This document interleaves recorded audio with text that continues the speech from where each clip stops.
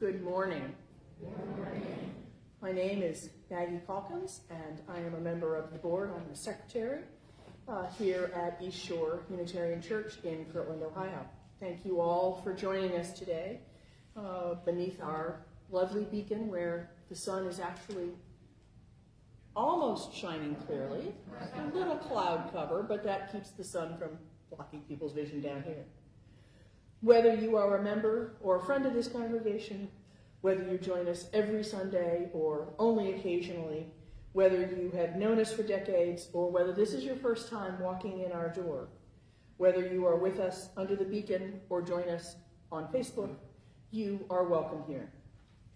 Acknowledging your skin color, your ancestry, your expression of gender, your net worth, your political affiliations, and the people that you love, and the long and winding journey that brings you here to our door, you are welcome here.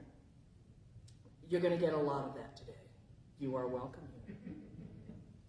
This may be a time for reflection and renewal, a place to live your mission of love, revere, discover, connect. I ask that you put your mobility devices, your mobile devices on worship mode. And we have a guest pianist today, Joyce Yu. She is from the Institute of Music, and there is a short biography of her in your order of service, I think at the top of the second page.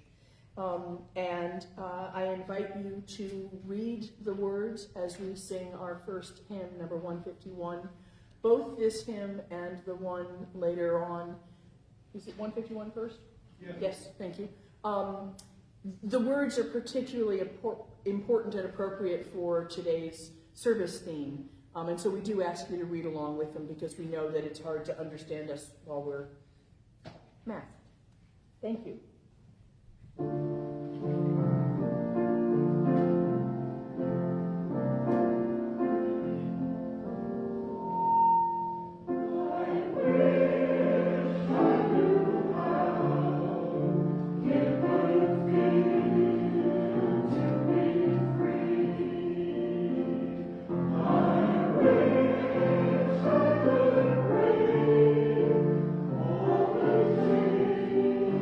Oh,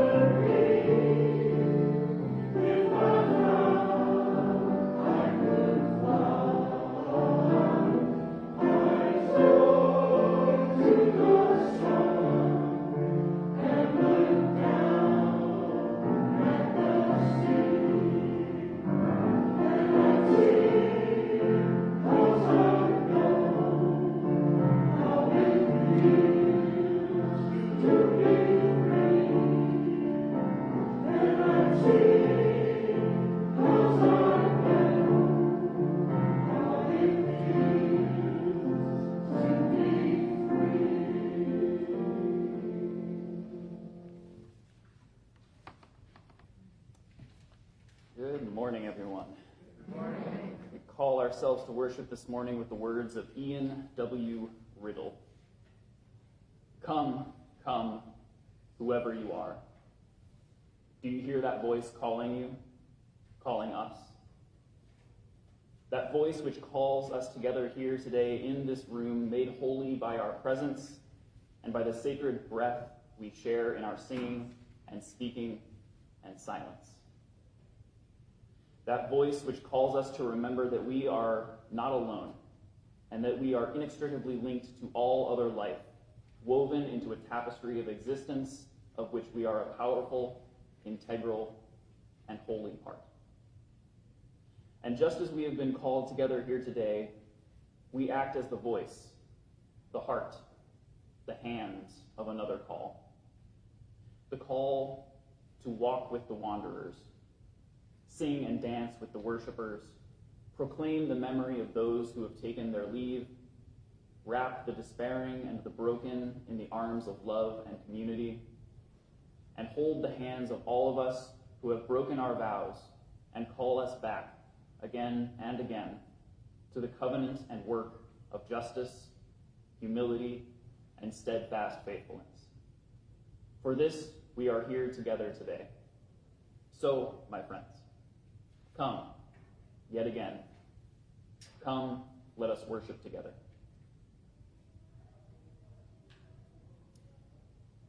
Lynne, would you light our chalice this morning?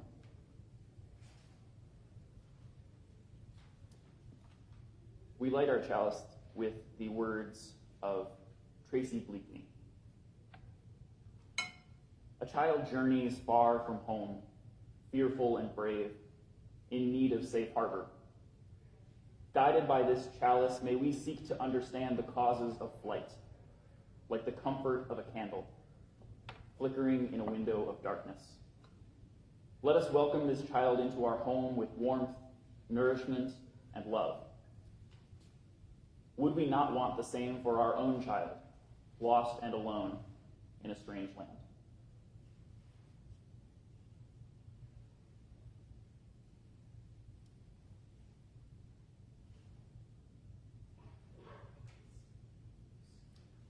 So one of the ways in which we do this, we welcome, we share community, is to share our joys and cares each Sunday morning beneath our beacon, calling out to the world. And we do that partially in this book that sits out on the narthex, on a pedestal. We've got it here this morning. Maggie Calkins is going to be receiving a Platinum Touchstone Award tomorrow at the Center for Health Design Conference for some research she did on grab bars. So congratulations to Maggie. And Elizabeth R. Bond, who grew up at East Shore, will be marrying Jeffrey D. Kaplan tomorrow evening at a small ceremony at their home. So congratulations to them as well.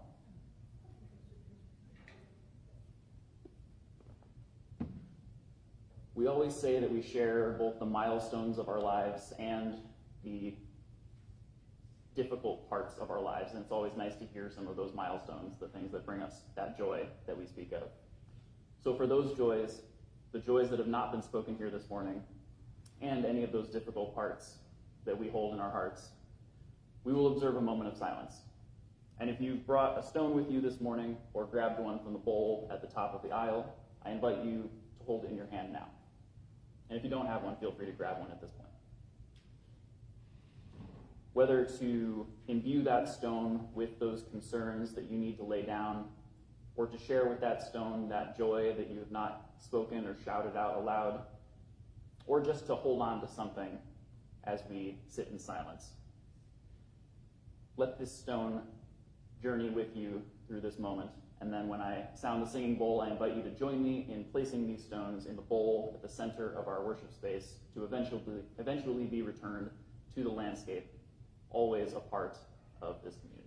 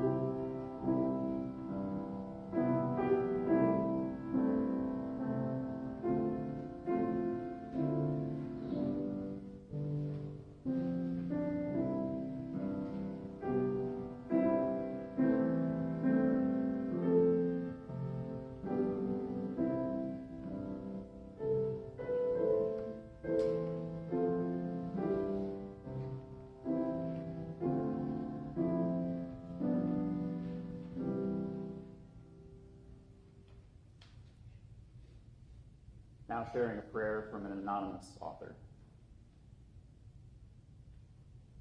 The familiar can be delicate for the innocent, and too often suddenly lost and destroyed.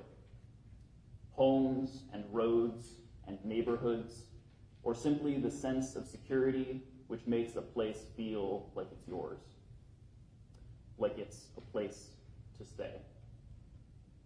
For so many reasons, people depart. They seek refuge from 1,000 dangers and uncertainties for themselves and their children, from places they can't stay. Onward to places often unknown. Let us hold the refugee, the asylee, and the immigrant in prayer. May God be with you. May your grief and loss be assuaged. May the hard road you travel include spaces of rest and security. May you know your inherent worth and dignity every day of the journey. Let us pray for the people who are met along the way. May they remember how they were strangers too. May they embrace the pathways of compassion. May they recall the teachings of the prophets. May they make room in their hearts and their homes. And let us pray for all. May the news that 70 migrating people were discovered dead in a truck arriving in Austria open our eyes to injustice. May the image of the body of a 3-year-old Syrian boy, Aylan Kurdi, make us tremble and wail. May the plight of refugees in Budapest stir our souls. May we understand that around the world similar tragedies occur daily, usually beyond our awareness. May we count our blessings and direct our generous support where there is need. May we seek partnerships that confront unjust structures and hardened hearts. May we recommit ourselves to global community beyond all borders. In human solidarity and with a firm commitment to the pathways of compassion, may we pray and act unceasingly. Amen.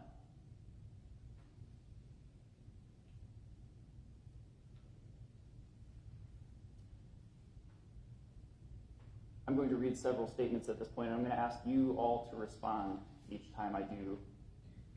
When I say, you will say, I am with you in this. To the refugee family seeking a safe place for their children's dreams, say, I am with you in this. To the trans teenager longing for a world that accepts them for who they are, say, I am with you in this. To the black parents wondering when will the lives of their children truly matter, say, I am with you in this. To the lonely, the frightened, the dispossessed, say, I am with you in this. To the bullied, the battered, the broken down, say, I am with you in this. To the hungry and the homeless, to the silenced and the shamed, to the weary and the worried, say, I am with you in this. To all those for whom your disheveled heart is aching, say, I am with you in this. Again, because the words are hard for us to get out through our masks, I'm going to read the words of the anthem, some of them. If you're short or if you're tall, if you're big or if you're small, you are welcome here. For every nation of your birth, wherever you are from on earth, if you're straight or if you're gay, we want you here with us today. You are welcome here. Whatever color you may be, we welcome your diversity. You are welcome here. If you're healthy as can be or have a disability, you are welcome here. No matter how rich or poor your roots, in simple clothes or fancy suits, you are welcome here. Just in case you still have doubts, we greet you with a happy shout. You are welcome here.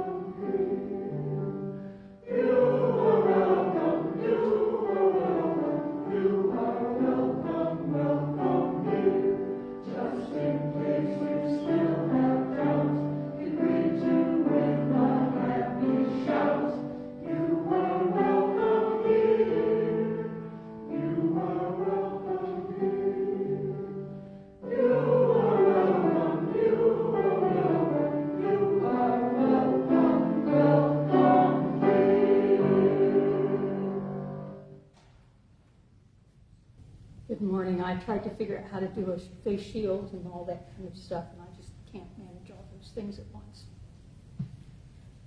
Good morning. My name is Lynne Killgore, and it is my privilege to be a member for many years of East Shore Unitarian Universalist Church.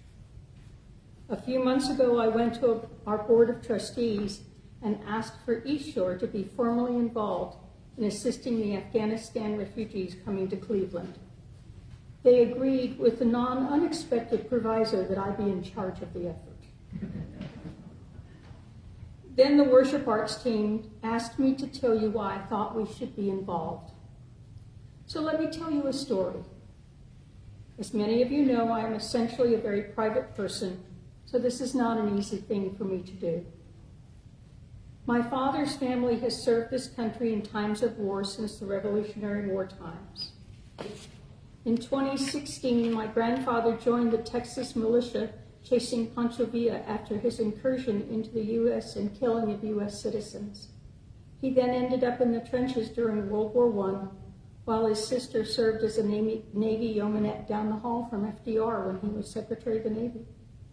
This was the start of, so far, 4 generations of women and men serving careers in all branches of the U.S. military. My dad ended up in the Air Force and had a very unusual career. Even more unusual was his and my mother's decision for the whole family to follow him to his assignments unless prohibited by the military or the U.S. government.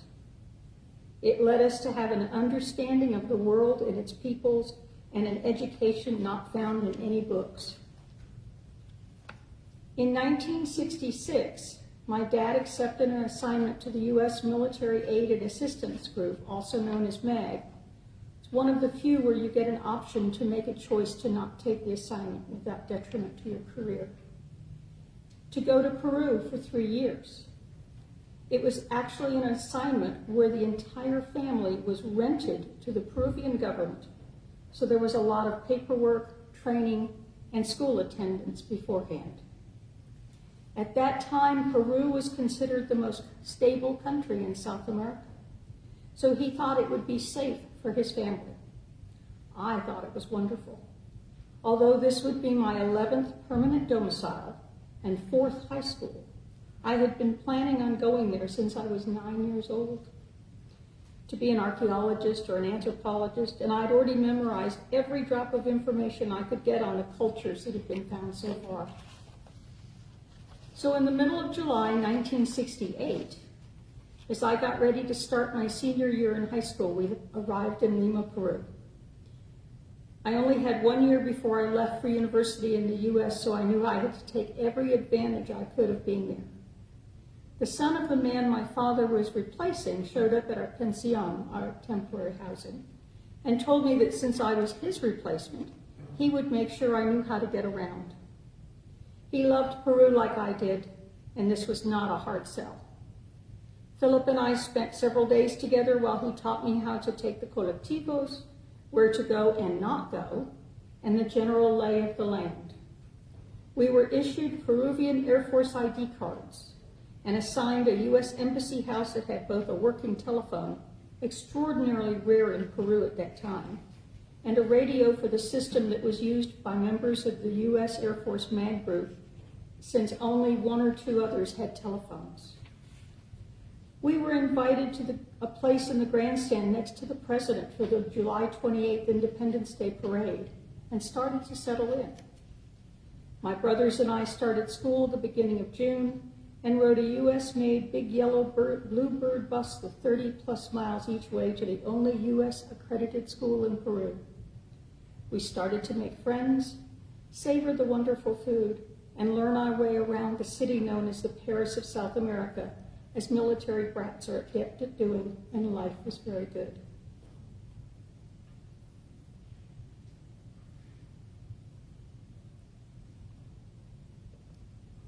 In these pre-internet times, we could not know the undercurrents that were already going on between our countries. For instance, there was the tuna war between the U.S. versus Peru, Ecuador, and Chile that had been going on since 1963. The Soviet Union was also involved in this, ironically, on the same side as the U.S., which always only added to the international tensions. There were naval warships from all sides involved, and they were firing on each other and the tuna fishing boats. Everyone was careful with their aim, but it would not take much to make it much worse. There was the fact that our Congress and presidents had changed the formula of foreign aid to the great detriment of Peru as a strong-arming over oil extraction compensation on behalf of the International Petroleum Company. This was not only a terrific slap in the face to a country that was our friend, but had really terrible and negative economic impact on their country and people. There was also a lot of infighting among the Peruvian government over the terms of the compensation that would eventually lead to disaster. The U.S. Congress also reneged on selling Peru some military fighter aircraft, so they had purchased them from France, and they were on display as they flew over the Independence Day parade, a reminder of the U.S. refusal to sell our planes to Peru. And there was the beginning of the group known as the Sendero Luminoso, or the Shining Path, whose goal was to destroy Peru's governmental and social institutions and replace them with a radical Marxist, Maoist regime.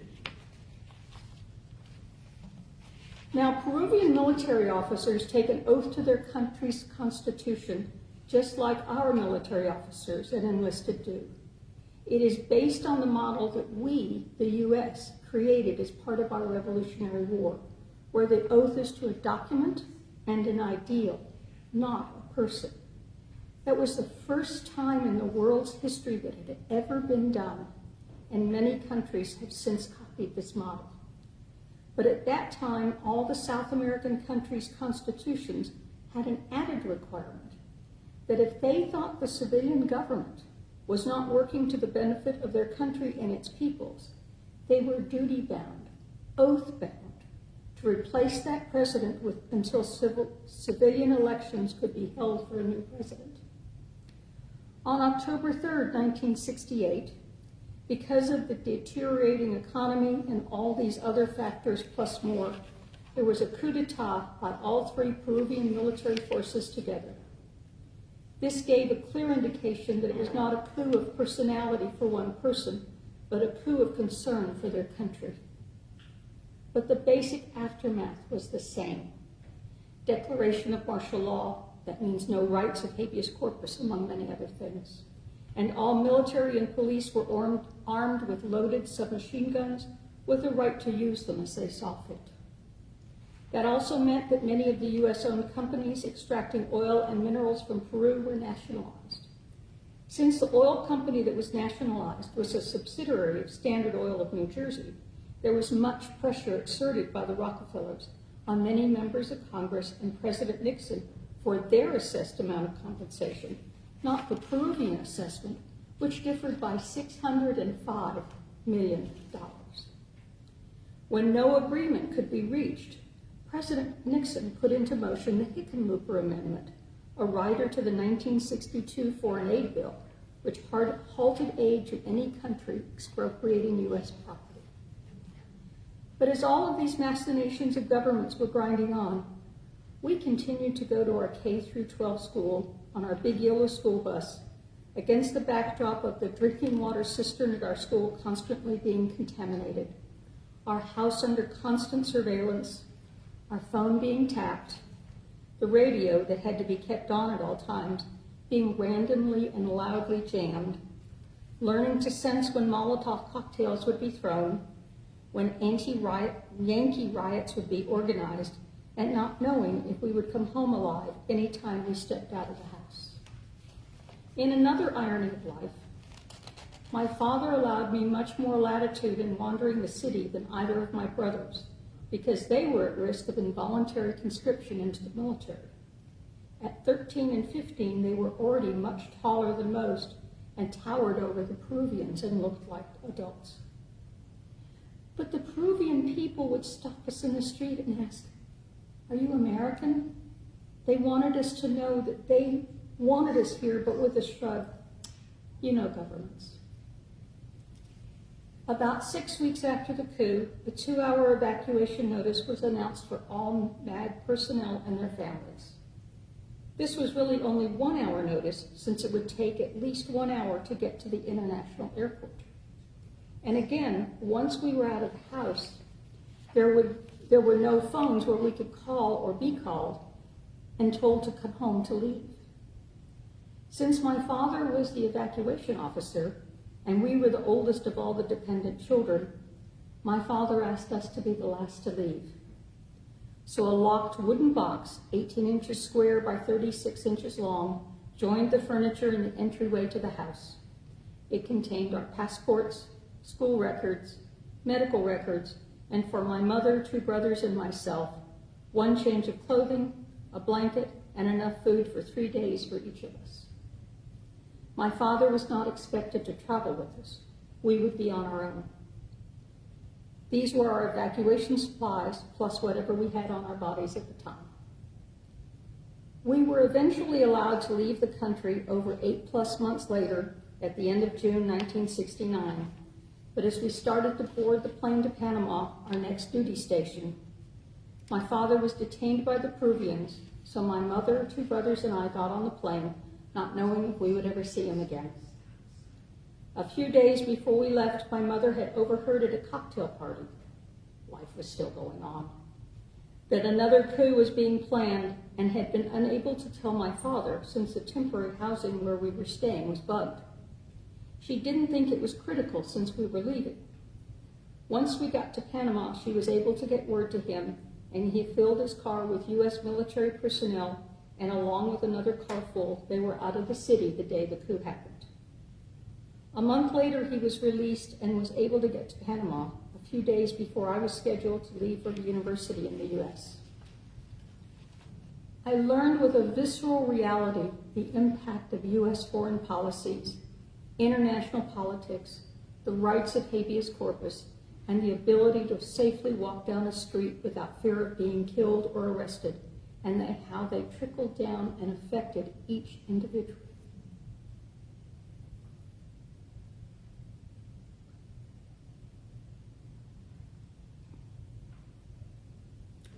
In one of those surreal moments, 11 years later, I was on active duty in the U.S. Army as a military police. We were tasked with standing on a line between the Mariel boat lift refugees from Cuba and the Ku Klux Klan. So I got to see up close and personal the families and their children who had traveled the waters between Cuba and Florida to escape Castro for life in the U.S. Now fast forward to August this year, as my husband and I watched the departure of the U.S. military from Afghanistan. He is also a military veteran, and we had both been to classes and done much reading about the evacuation from Vietnam, so we knew that was foremost in the minds of those planning the details. And they were well aware that the last ones out are in the most danger. But even the best intelligence did not anticipate the rapidity of the Taliban takeover and the chaos at Kabul airport. As I watched the news and saw the pictures of the Afghan people desperate to flee, I had a gut reaction, particularly to the picture of 640 people crammed onto the floor of a U.S. military cargo plane, and thought that could have been me and my family being evacuated from Peru. And I thought of how their country had essentially been at war since December 1979, when the Soviet Union invaded, and the Taliban were the group that led the flight to get them out. There were people there who are grandparents who have never lived in a country without war. And this isn't the only country in the world like that. I thought of how those people would feel after getting to the U.S., where every morning they would wake up to the sun and sky the wrong color, the water for their coffee and tea tasting different, the TV cartoons for their children being wrong, and having to completely rebuild their lives, always wondering if they could ever go home again. On Friday, there was a meeting of the two local agencies responsible for arranging for the Afghanistan refugees' relocation to Cleveland. Of the 7,500 refugees in the U.S., the local agencies anticipate between 300 and 800 will come to Cleveland. Unlike other U.S. refugee programs, the Afghanistan refugees will get a one-time payment of $1,200 and no other benefits or assistance from our government. Their first need will be housing and all the basics of setting that up. The agencies hope to have further information on the individual needs in the next few weeks as the refugees get processed through, get their shots and papers, and travel vouchers, but it is very fluid and a rapidly changing process. I recently read a book by Louise Penny called The Madness of Crowds. In it, she described the feelings of police after an incident that I thought summed up what is happening not only to Afghanistan, but all around us. But they, better than most, knew that no place was really safe from physical harm. Anything could happen to anyone at any moment. What made a place safe were the people, the caring, the kindness, the helping. Thank you to all of you for the approached me asking what you could do to help.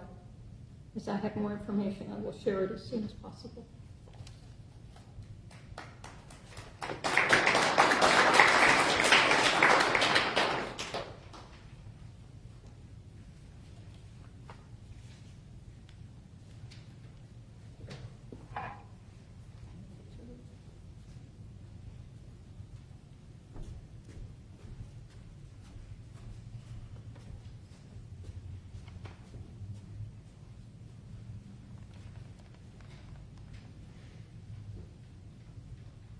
We don't always know about every injustice. It would be impossible for us to know about every single person who doesn't feel safe at home. But this is a community that cares. And when we find out, we want to do something. And that's a part of our collection this month. Just as we put up the silent witnesses out front, half of our loose offering this month will be shared with Forbes House, offering support and shelter to women who did not feel safe at home. And so I invite you, as the baskets are passed around, to give generously, except if this is your first time here with us this morning. If that's the case, we invite you to let the basket pass you as our guest here this morning. Welcome. We hope you feel somewhat at home, somewhat safe in this community.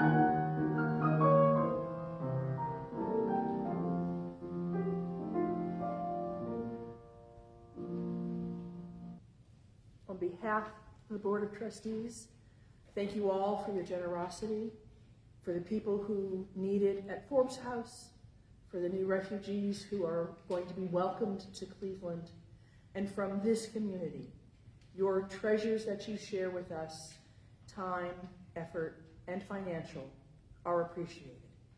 And thank you, Joyce, for the lovely music on the piano.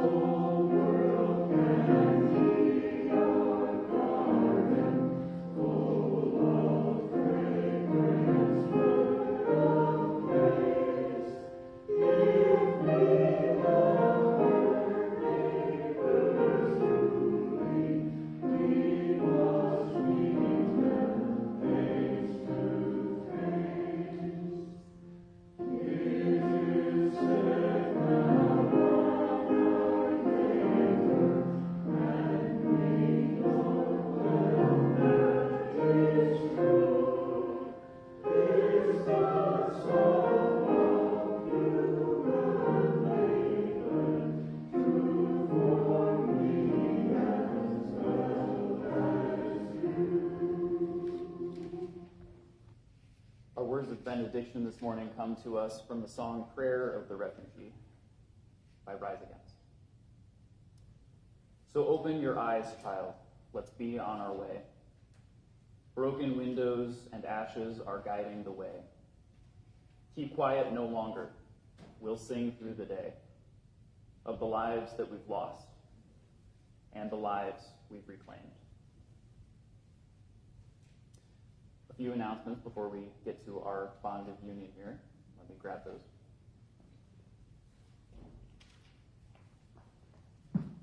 Thank you for your patience. Today, after worship, there will be a faith development team meeting. Tuesday at 6:30 p.m. on Zoom will be a Circle of Mom meeting. This Wednesday, as always, the prayer circle meets in the chapel and on Facebook Live at 6:15 a.m. This next Saturday will be the faith development field trip to the Mansfield prison. If you would like to be there and do not yet have a ticket, you can still buy one. There is a link in your order of service. Let Halcyon know you want to come, and let her know as well if you need help with carpooling. Next Sunday's worship is our annual multi-generational Halloween-based service, so please feel free to come in costume. And make sure you stay afterward for trunk or treat. Often that is about candy for children, so it needs to be stressed that that's not what this is about. It is about candy, but not just for children. And if you don't like candy, bring other things that are your favorite items. A bunch of tea, a bunch of cookies, some candles you made, crossword puzzle books, whatever it is you'd like to hand out from your trunk. This is a fully multi-generational experience. So please be there and bring whatever it is you'd like to hand out. The next cast book discussion will be the following Tuesday, November 2nd. And then the following Saturday, November 6th, Reverend George Buchanan will be leading a leadership retreat. This is for board members, committee on ministry, committee chairs, and anybody else who's a congregational leader or who has aspirations to be a congregational leader. So take a look for the information on that in the order of service. And then, often when we talk about things, as Lynne did today, we find ourselves asking, what can I do?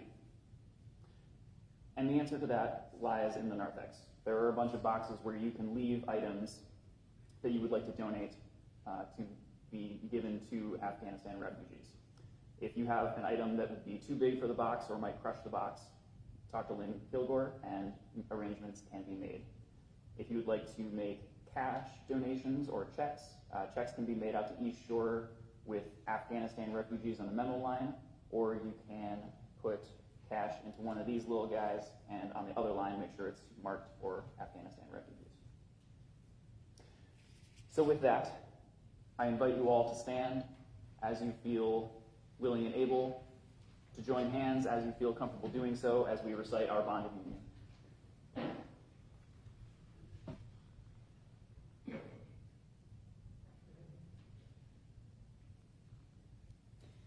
We join hands in Unitarian Universalist fellowship, pledging ourselves to an individual religious freedom which transcends all creeds, not to think alike, but to journey together. Bye, Internet friends.